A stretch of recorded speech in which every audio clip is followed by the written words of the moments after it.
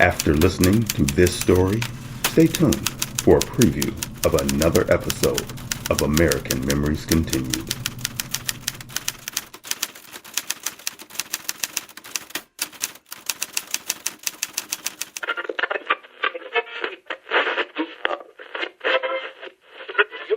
As new dreams are born and hopes are lived, so too are American Memories Continued. American Memories Continued, an original audio series, is brought to you with love and commercial-free by The Fingerprint Community Global, moved by greater to believe bigger. Advocatus Ecclesiae Publishing, perfecting the distribution of hope. and by the ongoing monthly support of friends, community members, and sustaining faithful partners like you. Our theme music, Proudly Western, was composed and performed by J Mann at www.ourmusicbox.com. We're thankful and humbled that you've chosen to tune in regularly for your favorite episodes of American Memories Continued. Not just stories told, memories lived. Today's episode is entitled, What's the Difference? Let all of your cares go for just a little while. Listen closely. Prepare your heart to be stolen. You now have a front row seat, and this is family time. American Memories Continued begins now.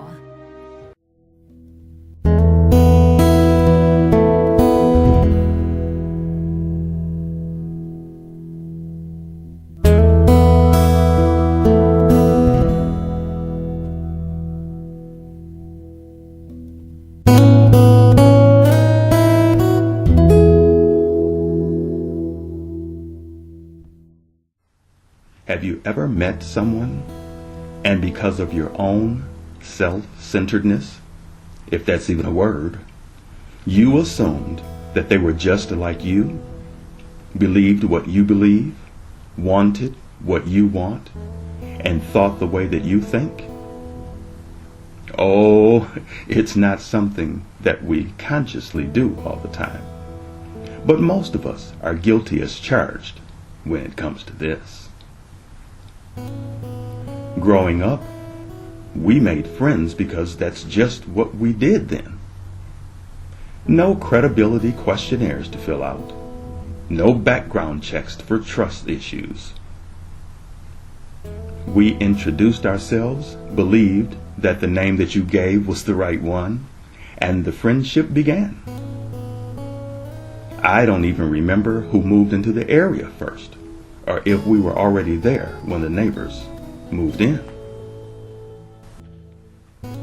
We learned things about each other along the way, like burgers instead of conies, onion rings instead of fries. And I'm sure that you know who makes the best fries, don't you? Who'll be the one to get their first summer job? And will it become full-time? Our parents taught us that you politely say no thank you when you're visiting someone else's home and they offer you something to eat. I guess it was the proper thing to do. With my friends, I formed music bands and singing groups. So we all began to spend a lot of time around each other's houses more and more. Now there was this one time when on the way back from hanging out, probably window shopping for some musical instruments that we either hoped to get for Christmas or planned to save our money for, we stopped by my drummer's house. As I talked and watched, I saw something that I had never seen before. What in the world were they doing? What were they thinking? Who in their right mind boils bologna? I didn't want to seem disrespectful, but before I realized it, I asked, "Why are you boiling bologna?" I could see it jumping around in the pot, and it just didn't look normal. What's interesting is that everyone in the kitchen stopped, looked at me strange, and then said, "You don't boil bologna?" I said, hold on a minute. I'm not the one who's strange here. I'm not the one boiling bologna. Bologna is lunch meat, and you make sandwiches with it straight out of the pack. I've even fried it before, but I've never boiled bologna. Well, they asked, "Do you boil hot dogs?" I said, "Yes, of course." They asked, "What's the difference? They're both meat." After a short pause, and looking at them strange as I slowly backed away, I said, "I don't make cold-cut hot dog sandwiches either, do you?" It was time for me to go and leave them in peace to their boiled bologna. You can believe, as soon as I got home, I told my parents what I had just seen. And they thought that it was as unusual as I did, but they played it cool. They said, "You're usually pretty open-minded. It's not that bad. And you never know. They would probably think that some of the combinations that you eat are strange too." I'll take my bologna, lettuce, tomato, and mayo sandwich with potato chips added on the top for extra crunch over boiled bologna any day of the week.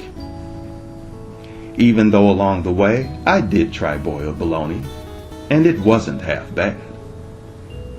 Being honest, it just looks and sounds a lot worse than it is.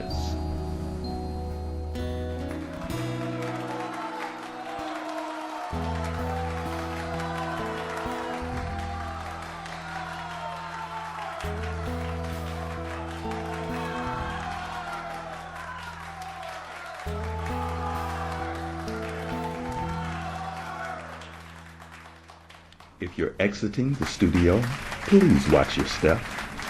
For those who are tuned in, we now return you to your ordinary day. We truly hope that you've enjoyed spending this time with us.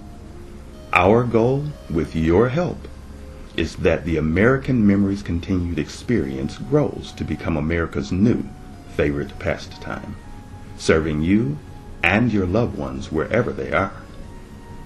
What did you want to say, young lady? Go ahead. Make sure to become a fan and a supporting partner and listen to our full episodes. Click the links below and follow us on Twitter, Facebook, Medium.com, Instagram, and YouTube. And don't forget to give us a thumbs up, leave a comment, and subscribe. Give American Memories Continued to yourself or to someone that you know. Thank you for listening. Thank you to our veterans for all that you've done for us. And truly, we thank you for your ongoing support. Until next time, God bless. God bless you. And now, a preview from another episode of American Memories Continued. My parents were always supportive and in my corner, as long as I was doing what was right. But I sort of felt that they were supposed to be on my side. After all, they're mom and dad, right? Mr. Tobin rooting for me, however, was a whole different story. He's also the one who started teaching me how to play golf. Not my favorite pastime. All of that being said, my position of favor with Mr. Tobin wasn't going to help me win the race. The day had come, and so had the time, and I had already dusted the first two contenders, who, by the way, had been selling wolf tickets all over the school. There was only one challenger left, and I was determined to beat that one as well.